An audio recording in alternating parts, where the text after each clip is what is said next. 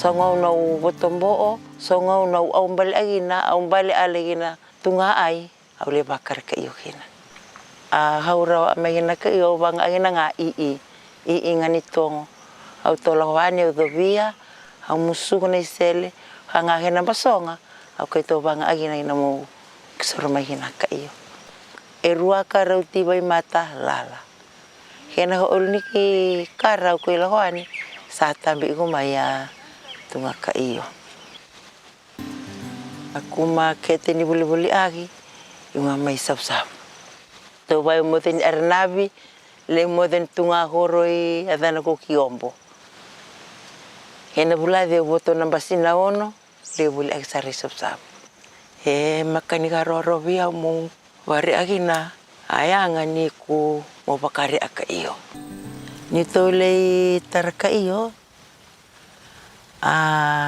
agalalai etai so be mamerto lady na to me bui di buira muto tana uwa ka iyo lalai korisara nga ana kaya nga may mure mera susu au sa nga me halilemu au sa tani re ona lalai membale asing ni ma makani musi yao mele anyugila he ona kama ya sa pa kaya bu agina igo ka iyo ibitong au na magina inga me na so merna puli merra he kuiso somi merna roni o mana iko nga bakar ka iyo uta bu ya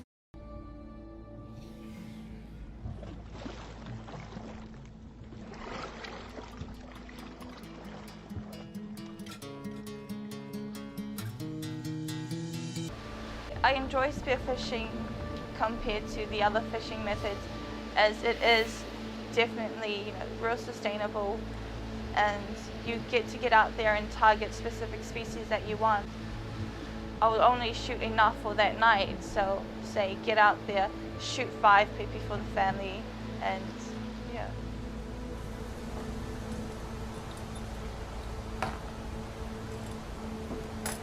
So before diving down the spear, I'll settle at the surface and take a breather, take my time, relax, think about the fish that I'm going to target, and while I'm up the surface, I'm just eyeing that fish out. Once I descend and dive down, I spear that particular species that I'm targeting. It's important to not overexploit species and not to overharvest specific species, especially with invertebrate species we have on the reef. If you compare the amount of species that we have now, for an example, part 1, you compare it with historical data, there's definitely going to be a depletion there. Many of our women in Papua New Guinea source mangrove firewood to cook their food, to smoke their fish to sell at the market. Many of our women in Papua New Guinea go to look for fish and crabs in the mangroves because they are in close proximity to the villages. Now that there is no mangroves growing along here, especially our area here, we don't have enough fish, crabs and all this. For us to work with women in Papua New Guinea to do conservation, we have to be able to empower them economically. Through Mangrove Market Mary, through our 3 objectives. One is to help women tap into markets where they can sell their mud crabs or shellfish or fish. And the other one is on ecotourism, and the other one is on the carbon. Now she mentioned about some occupational hazards of their work. She said that this is difficult work and the equipment that they have to use is knives and some kind of a scythe and to actually disengage those things which are stuck to the rock. So it also causes injuries to their hands and feet.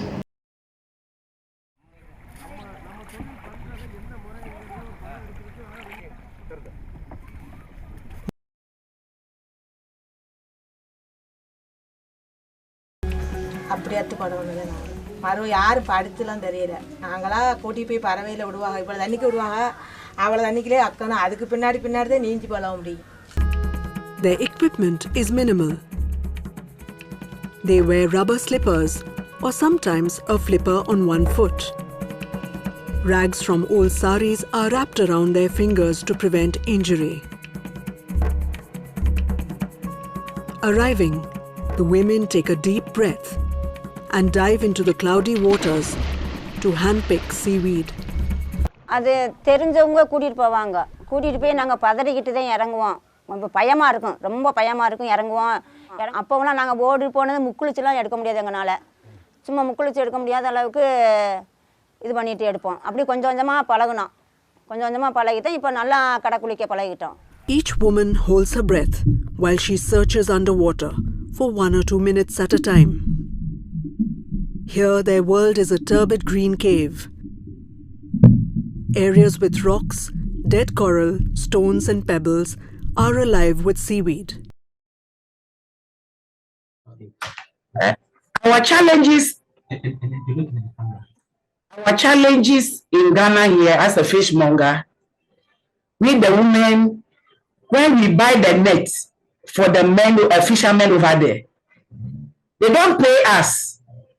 Then the money will pile, your capital will lock over there. They will not give it to you. And also, nowadays the fish is costing because of the no premise fuel. They buy premise fuel in a high price. So when they go to fishing, after they bring the fish, they sell it for us bigger price. So when you bring it to Accra, you can't get the price they give you, you bought it. So after selling it, we get loss, no profits. Do you have an annual budget in fisheries? This much money is allocated to fisheries every year. Some of the conditions are not good. No, we don't have. No We annual don't have. budget. Yeah, no budget. No budget. Do you get housing from the government? Do you get for fish selling?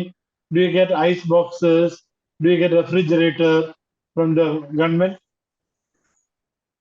No, nothing. Nothing. They don't have. They don't give us nothing. So who takes the money for a fishmonger need to buy a lot of things? Do you get any kind of government support system or you buy on your own? Only the banks. We go for loan for the banks. But nowadays the government has closed all the banks. So we have no finance this thing from anywhere. No helper. Ngaleso sikhathi nomfula ongakabi mngaka.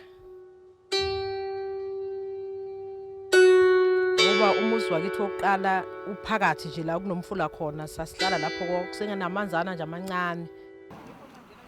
Ngoba asikabi nayo imvumo yokudoba lapha yani uma singena ngokuntshontsha asikavumeleki ukuthi sidobe ngokusemthethweni lapha edanyini lasejozini. Fish are fresh. Fish are fresh. Fishermen, fish are fresh. Fishermen, fish are fresh.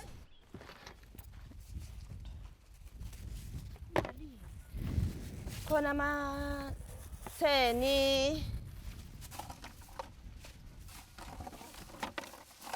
Bese kuba nanawo.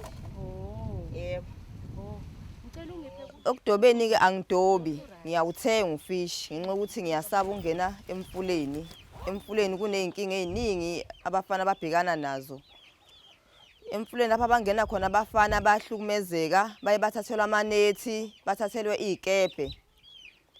Lesikhathi sebabathathela amanethi nezikepe asibe sakwazi nathi ukuphila ababe bakwazi ukuphila baqhubekele phambili. Impilo engcono ngibona kufish. Ngoba ngempela nje lo ngasuka nawo nje akhula ngawo. Namanje futhi ngiyafisa nje ukuthi ngiphelele kuwo lapha ngiyenza nje ngoba awukho. Yebo kuba ukhona vele ngaba ngikho lapha. I think that women's role is becoming more invisible in South Africa. And this is mainly due to the need for fresh fish from high-end restaurants. the need for fresh fish to export. The cold chain has had a negative impact on women's place and role in the fisheries. So suddenly the post-harvest activities of cleaning the fish is now put on ice and sent on a cold truck to the closest either port or a factory to go further to sell. So one should often think that cold chain premium quality brings in prices, good prices for fishermen, and at times for some women, but thereby it almost make them more vulnerable because it is creating an elite. It's creating few benefits of the good prices, and the rest are becoming vulnerable. And those who are becoming vulnerable are mainly women. And we know of studies in and around the world, the minute there is an economic value attached to a species, women are squeezed out and men step into it. I think that for me, South Africa is exceptional in many ways because of the anti-apartheid colonialism background that we have and history that we have. But we also have neighboring countries, and the political and economic and social struggles that Zimbabweans are facing is also have ripple effects on us as South Africans and also as a region. My student Wilson Shranga is doing his PhD in the Kariba fisheries, and he found one of his key findings on gender is that whilst one think that in other countries many women are moving out of the sector, the situation in Zimbabwe is attracting more women into the sector and also more youth into the sector. So fishing becomes a sustainability in terms of income, stable income, and also a drying of fish is an important source of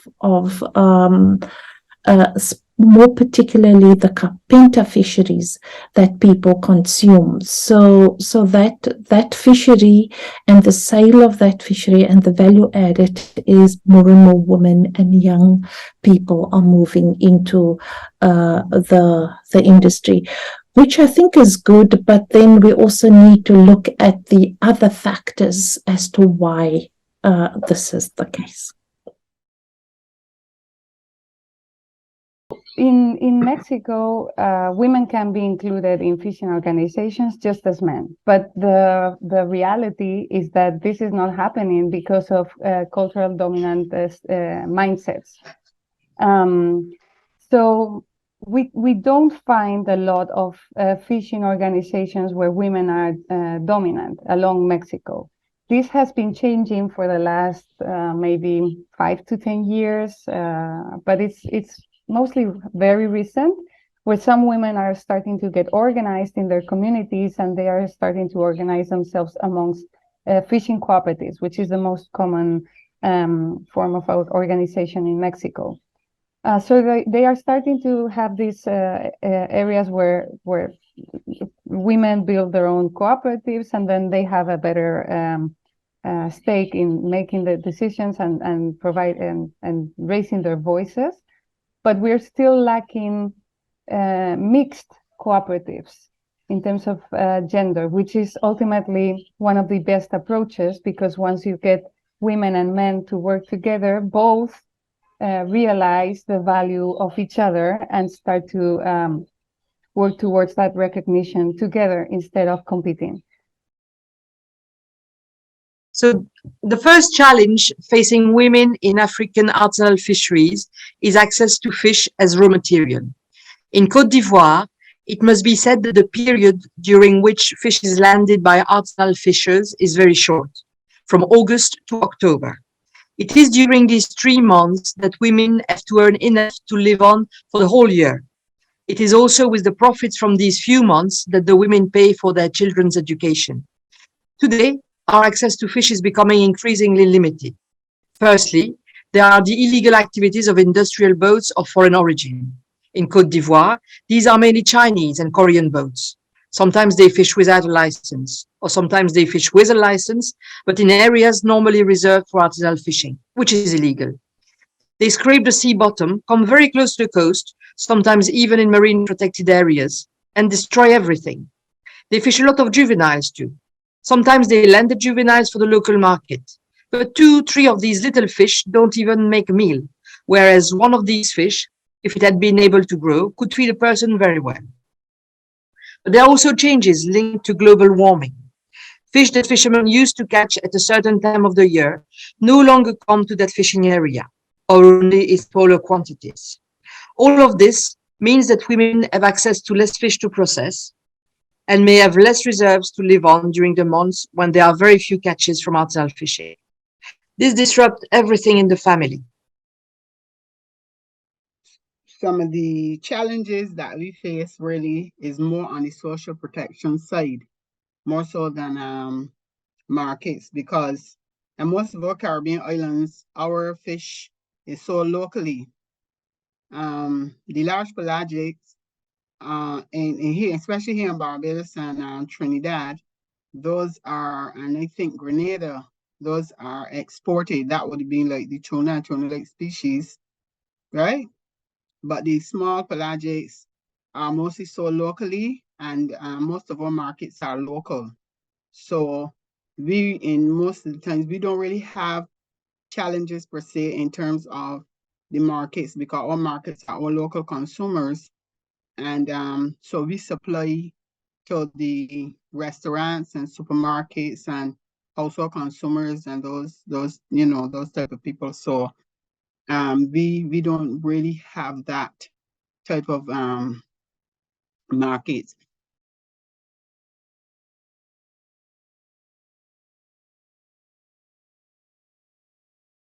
Talking about how the existing discourse on gender and fisheries or women in fisheries, there's still a lack of recognition of women as fishers. Even though nowadays we do talk about fishers, and then it's kind of already been everybody's talking about women do fish. Still, there is a lot of the recognition of women as fisher is very low. It is not that the policies explicitly exclude women. That's not the case. Policies do not explicitly exclude women. However, what policies do is that they do not intentionally include women.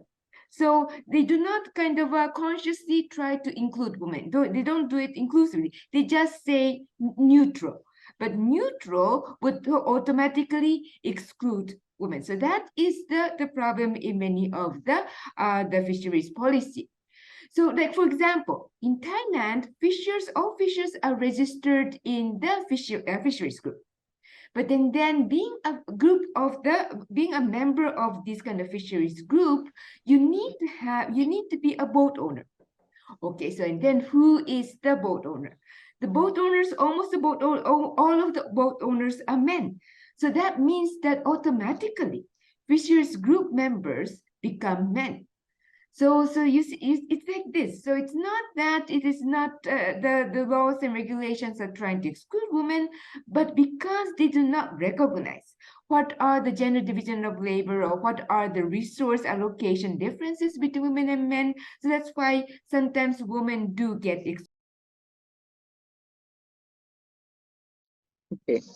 Well, after the pandemic is not well not so so serious as before here, but yeah, they also that shows that there are lots of social protection needed for not only, of course, for women especially because they are the ones running the domestic front of their family. So we think that we should pursue social protection Insurance, health insurance, most important for them and for their children. And we propose to expand this more.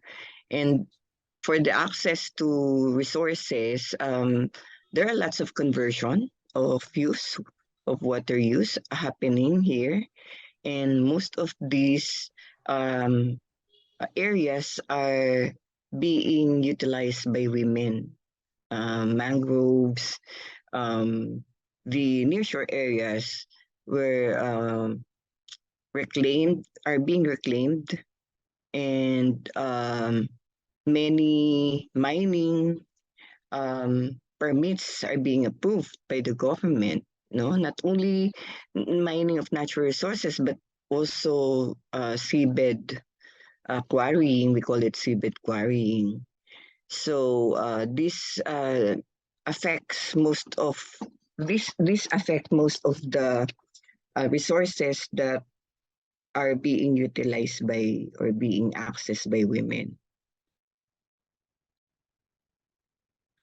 Okay, and Yeah. and are we just can we also include those that are in the processing sector, women Of in the course, of processing? course, of course, of course. Yeah. So, well, there are lots of programs now for fisheries management under the government. There is still lots of implementation issue. So while women are mostly in the post harvest or processing